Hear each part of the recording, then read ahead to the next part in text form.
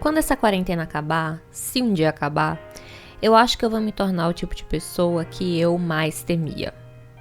A que tira foto de turista, fazendo pose, de braços abertos, diante de uma paisagem. Sério, eu nunca entendi isso, de fazer poses nada óbvias e nem naturais diante de um cenário estrangeiro. Talvez porque eu seja tímida e prefira fazer outros tipos de foto em que eu não necessariamente vá aparecer. E na minha última viagem, que parece que faz 84 anos, eu fiquei observando turistas brasileiros tirando fotos e eu fiquei intrigada com o processo.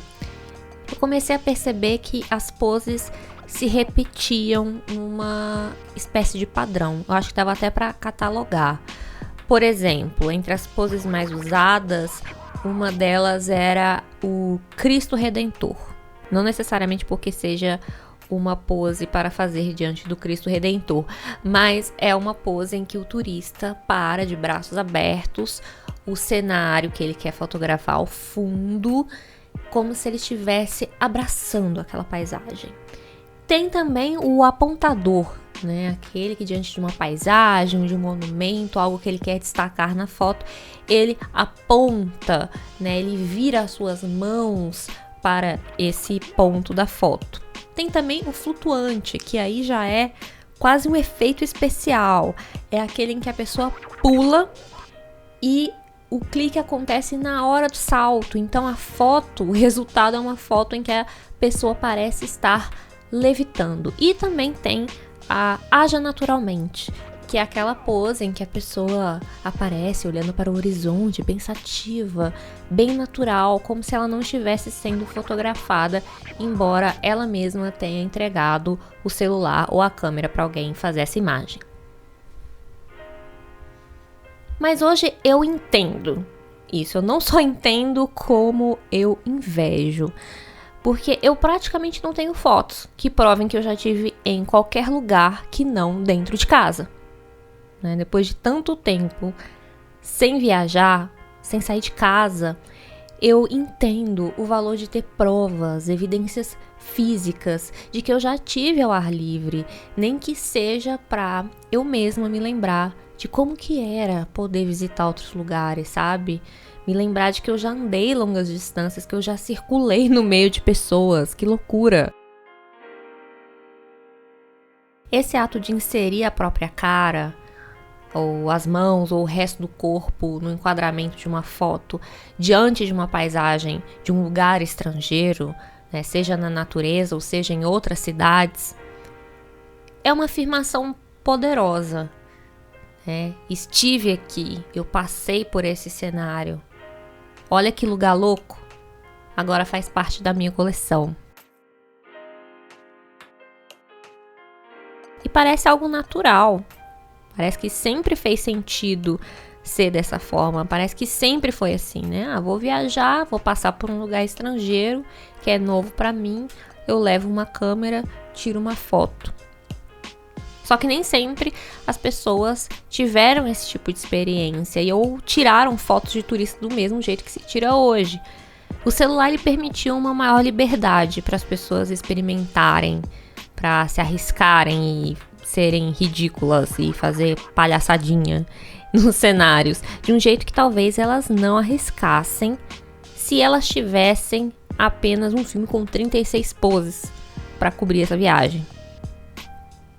Então a forma de registrar as nossas viagens foi mudando com o tempo e com a tecnologia disponível.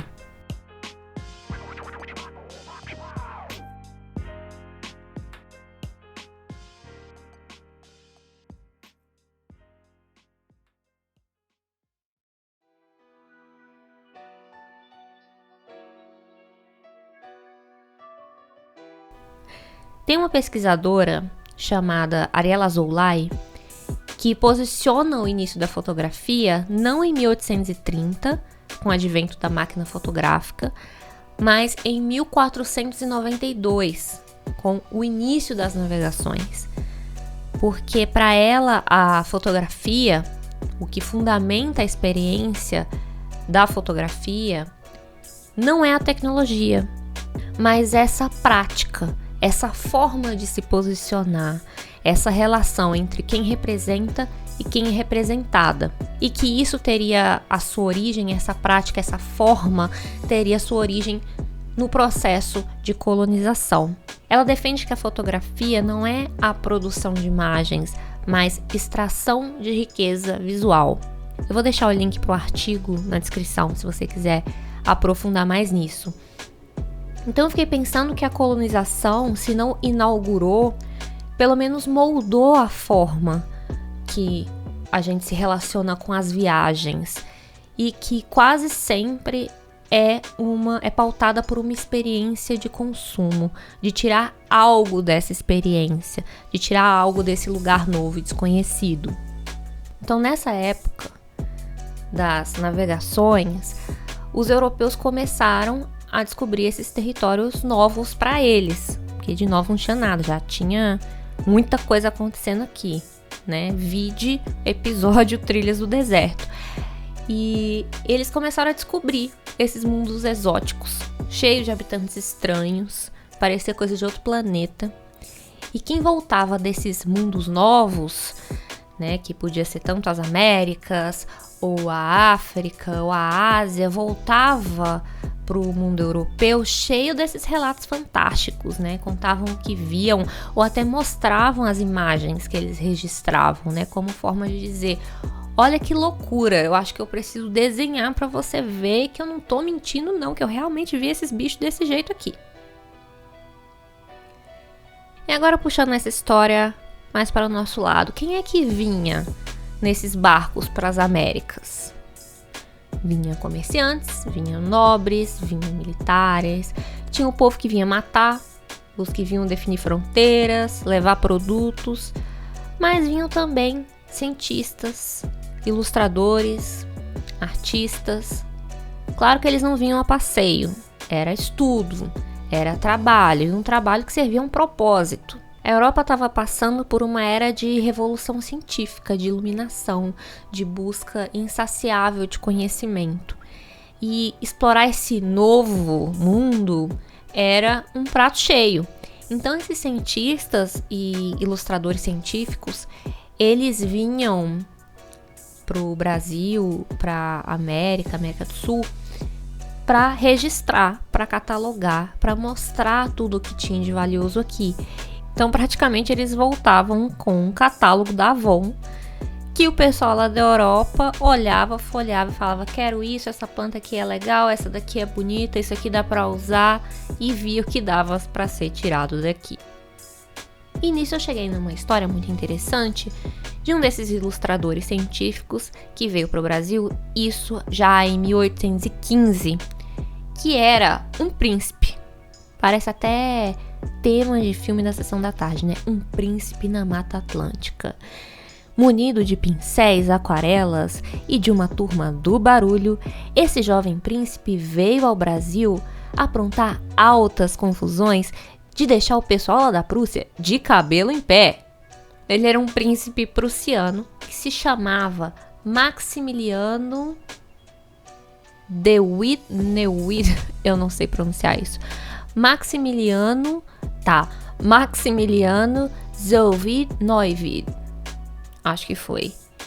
Mas para facilitar, eu vou chamar ele aqui só de Max, tá? Não é porque eu sou íntima dele, não.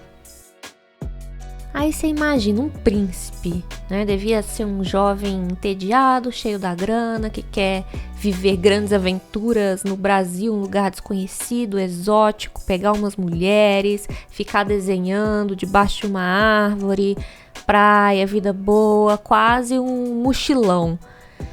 Mas não foi bem isso que aconteceu. Ele era um playboy? Ele era um playboy, mas um playboy engajado, que estudava, que trabalhava, colocava a mão na massa. Ele se formou em História Natural na Universidade de Göttingen, universidade super conceituada para frentex, que seguia os ideais iluministas que estavam muito em voga na época.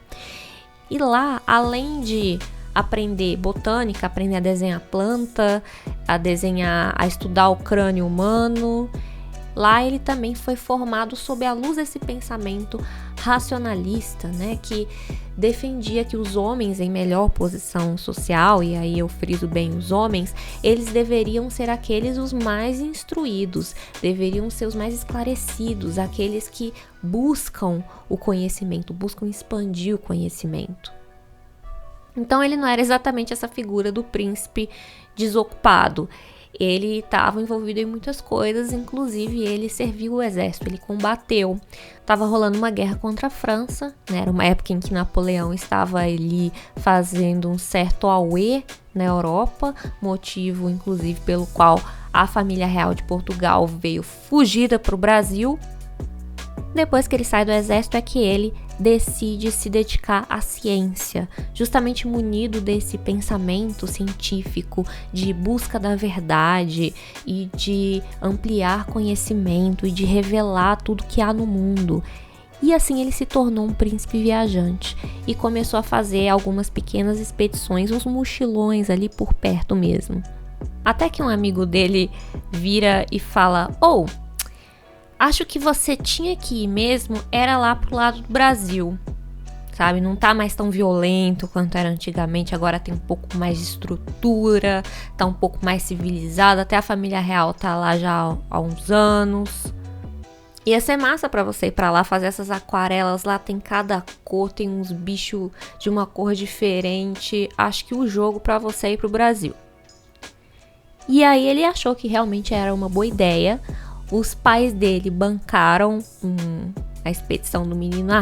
Vai pro Brasil, deixa o menino ir pro Brasil.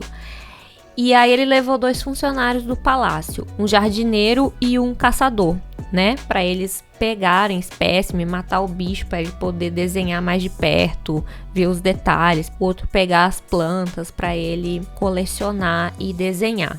E assim ele foi pro Brasil.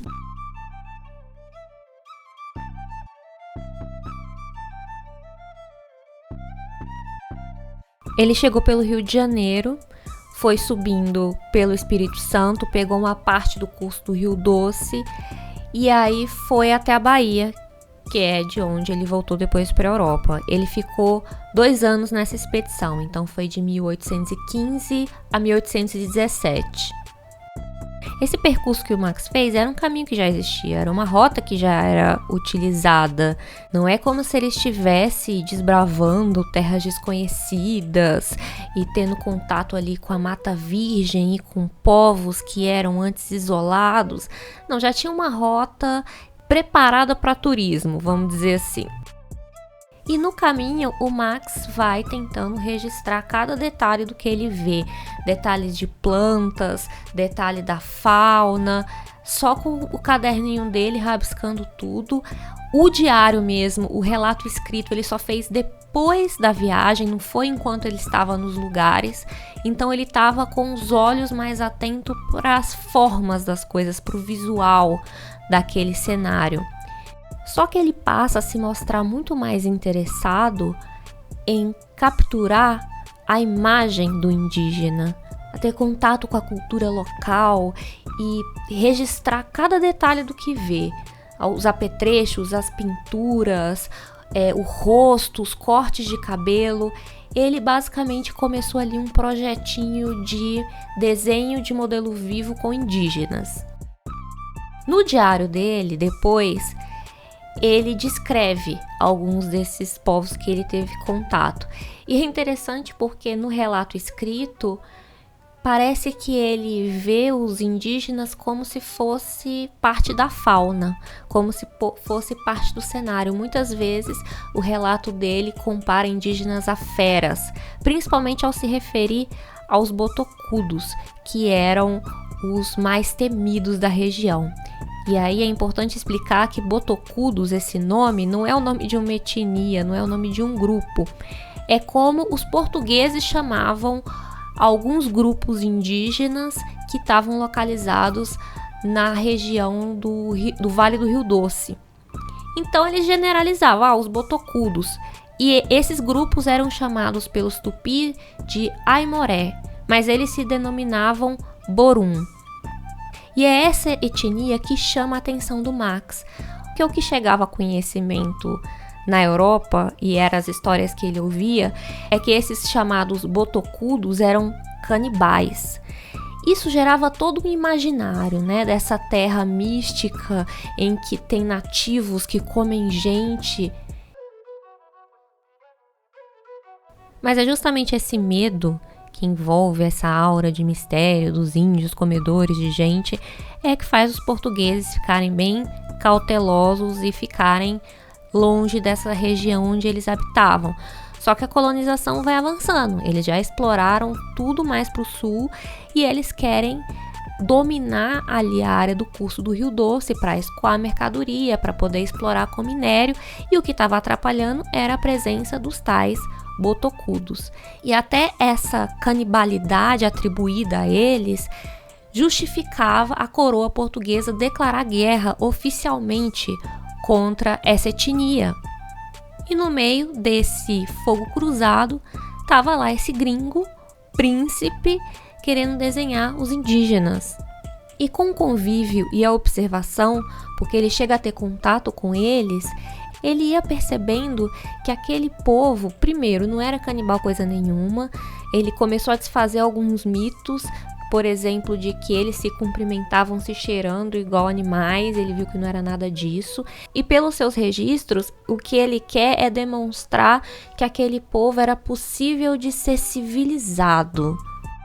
E o que ajuda o Max a ter essa percepção é o contato que ele tem com o Guac, que é um indígena ali da região, um botocudo, que passa a se interessar por ele, fica muito curioso com aquele gringo, passa a acompanhar ele. Então eles meio que viram amigos.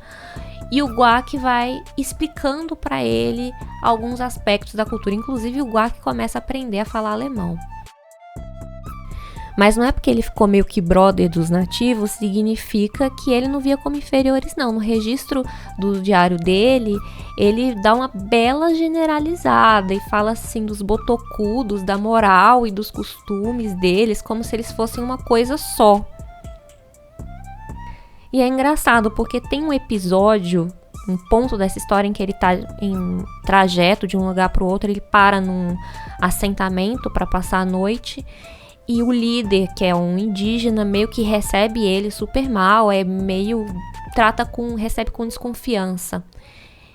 E aí alguém explica que ele não foi com a cara dele porque achou que ele era inglês. E já tinha passado uns ingleses ali tocando terror, ele não gostava muito não, ficava desconfiado.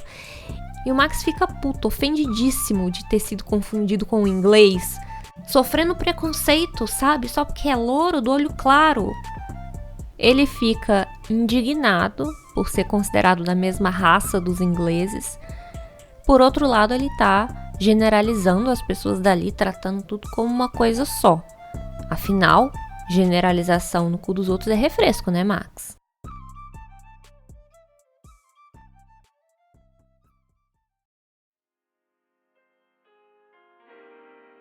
Nesse percurso dele pelo Brasil, ele faz várias descobertas, faz registros impressionantes e ele volta para sua terra carregado com essas aquarelas, esses registros dessas imagens, com material que ele coletou para estudar e pesquisar, né, crânios de passarinhos e plantas. Aliás, o Guac vai com ele. E voltando para a Europa, ele escreve seu diário e consegue publicar num livro chamado Viagem ao Brasil. O livro faz muito sucesso, é traduzido para vários idiomas, um livro muito rico de informações, principalmente de informações visuais, pelo detalhamento das cenas que o Max conseguiu trazer. Só que tem um detalhe, para reproduzir ilustrações no livro, não dava para simplesmente colocar a aquarela do Max do jeito que ele desenhou. Eles faziam uma tradução dessa aquarela para uma gravura, porque a gravura eles conseguiam estampar nos exemplares. E aí tem uma aquarela do Max que se chama Briga dos Botocudos próximos ao quartel dos Arcos no Rio Grande de Belmonte, em 1816, que ele retrata uma disputa que estava acontecendo entre dois grupos diferentes, meio que lutando por uma área de caça, e ele registra essa briga principalmente tendo muita atenção aos detalhes das pinturas corporais, dos acessórios, do posicionamento, das hierarquias estabelecidas. e principalmente do corpo dos indígenas, obedecendo à proporção e ao formato que ele estava observando. Mas na gravura, que é uma tradução da aquarela, os indígenas eles foram representados a partir do ideal de beleza clássica, greco-romana, musculosos, enquanto na representação original do que o Max estava observando, ele representou os indígenas mais parrudinhos, troncudos, fortes, mas arredondados. Então, o que o leitor europeu, quando leu o livro Viagem ao Brasil, viu é uma cena completamente diferente da que o Max viu e principalmente diferente da que o Max representou, que também são duas coisas diferentes. Por um lado, a imagem dos Borum foi distorcida para esse público, mas por outro, o Max desfez alguns estereótipos, a de que eles seriam canibais. Ele demonstrou nos seus relatos e até com a presença do Guac de que não, eles não eram canibais, são gente boa, são civilizáveis, galera. E os portugueses que ficaram no Brasil também começaram a perceber isso, que os temíveis botocudos não eram assim tão temíveis. Gente, esse povo não come gente não, vamos pra cima. Tomaram de assalto, conseguiram conquistar essa região, esse curso do Rio Doce, expulsando, exterminando, de forma que quase exterminaram essa etnia. O único grupo que sobreviveu, que resistiu e que ainda hoje luta para existir são os Krenak, que é a etnia do escritor Ailton Krenak. Os Borum sendo expulsos, assassinados, e a imagem deles, apenas a imagem, pegou uma passagem de primeira classe para a Europa, onde passou a circular em edições de luxo, em capa dura. Então você veja, o Max foi um turista que não deixou para trás uma latinha, uma sacola plástica, não contrabandeou ouro, nem especiarias, não converteu ninguém, não matou nenhum nativo. Ele era só um mero ilustrador armado com pincel. Mas ainda assim, as imagens que ele carregou com ele causaram impacto. Não que ele tenha sido responsável sozinho pelo que aconteceu, mas ele estava ali fazendo parte de um processo, do processo colonizador. Nem o ato de observar é completamente inofensivo, porque os viajantes passam, mas as imagens ficam. Isso me lembrou de uma viagem em que eu vi um turista pegando uma pedra de um caminho que a gente estava passando e ele queria meio que levar como um souvenir, como uma lembrança. E o guia viu isso, viu ele retirando a pedra e meio que deu uma bronca nele com muita elegância, falando que para cada coisa que a gente tira, a gente precisa colocar outra no lugar. Mas o que a gente pode colocar no lugar quando o que a gente tira é uma foto? Eu sou a Aline Valek e você ouviu Bobagens Imperdíveis.